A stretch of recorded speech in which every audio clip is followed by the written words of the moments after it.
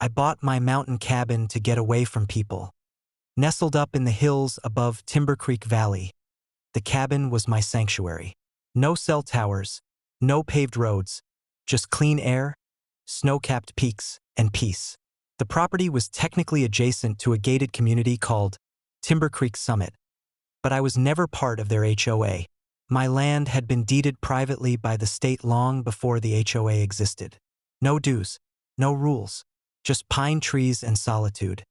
That all changed when the Timber Creek HOA elected a new president, Gregory Hall. Greg was the kind of man who thought a clipboard gave him power. Balding, smug, and wearing a high-visibility vest like a badge, he rolled into the HOA office like a wannabe sheriff.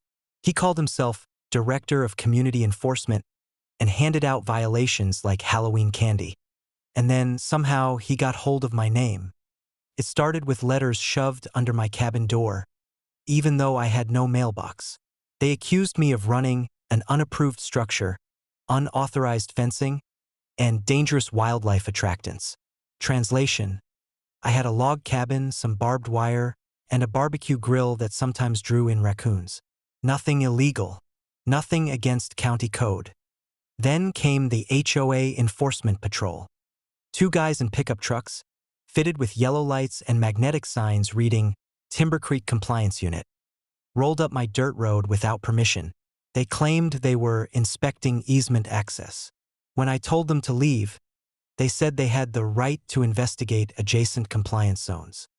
I reminded them this was private land and warned them not to come back.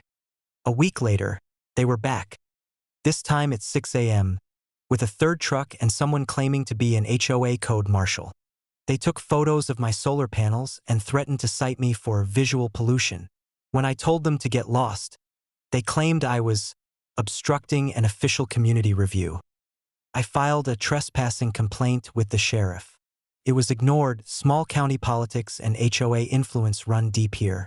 That's when I knew I needed to play a different game. What Greg and his little patrol didn't know. I'm a civil rights attorney, semi-retired.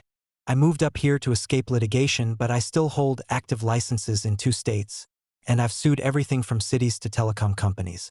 So I did what I do best. I sued them. Federal court.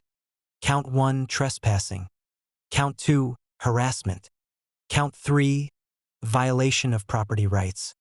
Count 4, fraudulent impersonation of law enforcement.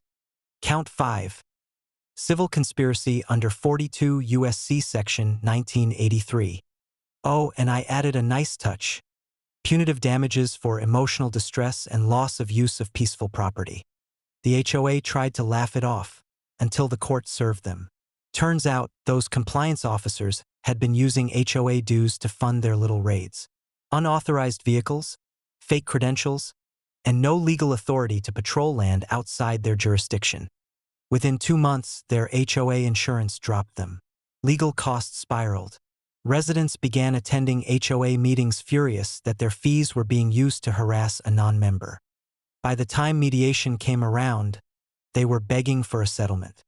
I named my price, $243,000. Enough to rebuild my fences, expand my property, and pay for a new security system, plus a little extra for the inconvenience. The check cleared 2 weeks later. But the kicker? The HOA had to liquidate its entire reserve fund to pay me out. That meant no more patrols, no more projects, and no more budget for Greg's fantasy enforcement division. He resigned 3 days later. Now, my cabin is quieter than ever. The compliance trucks haven't come near me in months. The new HOA board sent me an apology letter and offered to build me a private access gate as a goodwill gesture. I declined. Instead, I put up a new hand-carved sign at the edge of my land: private property, HOA free zone. Trespassers will be sued, and I never lose.